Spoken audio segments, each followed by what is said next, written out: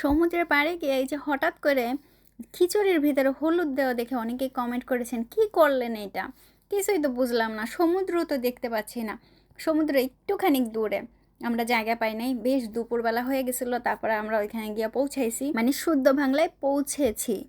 তারপরে ওই যে খিচুড়ির ভিতরে হলুদ দিলাম, লবণ দিতে হবে, তার আগে একটু পানি দিয়ে দিলাম। তা আমি বাড়ি থেকে চাল এবং ডাল নিয়ে গিয়েছিলাম, ভালো করে ধুয়ে নিয়ে গিয়েছিলাম, কয়েকটা কাঁচামরিচ নিয়েছিলাম, দেশি কাঁচামরিচ, প্রচুর পরিমাণে ঝাল এই মরিচগুলোতে। তারপরে এই যে পিঙ্ক কালারের সল্ট দিয়ে দিলাম। একটা আপু কমেন্ট করেছিলেন যে পিঙ্ক কালারের লবণ হয় কি না। হ্যাঁ, অবশ্যই হয়, আমাদের ঘরে পিঙ্ক কালারের 2 পদের লবণ আছে, এবং আমি পরবর্তীতে যখন বড় মাঠে যাব তখন আমি অবশ্যই পিঙ্ক কালারের সল্টগুলো আমি ভিডিও করে নিয়ে আসবো। এর আগেও একবার করেছিলাম।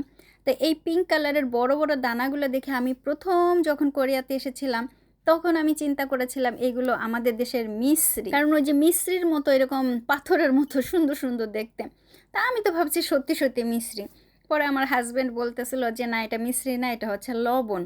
ভাই রে ভাই, এত সুন্দর সুন্দর কালারের লবণ, মানে দেখলেই মনে হয় যেন এত সুন্দর, খেয়ে ফেলি। মানে পিঙ্ক কালারের লবণে নাকি অনেক বেশি আয়োডিন বা এই ধরনের কোনো কিছু থাকে। প্রায় সময় দেখা যায় যে জিও মাঝে মাঝে স্কুল থেকেও পিঙ্ক কালারের লবণ নিয়ে আসে। আমার ঘরে যে 2টা বোতল আছে পিঙ্ক কালারের লবণের, সেই 2টাই জিও স্কুল থেকে নিয়ে এসেছে। একদিন আমি ভিডিও করে দেখিয়ে দেবো। না না, আর একদিন লাগবে কেন, আমি আজকেই দেখাই দিচ্ছি। এই যে হচ্ছে পিঙ্ক কালারের লবণ, দেখেন এখানে লেখা আছে পিঙ্ক সল্ট, এটাও পিঙ্ক সল্ট। এই দেখেন, এটা এই যে এই কালার দেখেন, পিঙ্ক পিঙ্ক পিঙ্ক পিঙ্কই দেওয়া, আর এরকম।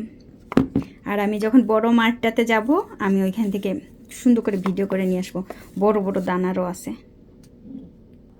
তাহলে আমি দেখাই দিলাম পিঙ্ক কালারের লবণ। আর এই যে খিচুড়িটা করেছিলাম এটা কিন্তু সম্পূর্ণভাবে পিঙ্ক কালারের লবণ দিয়ে করা হয়েছিল।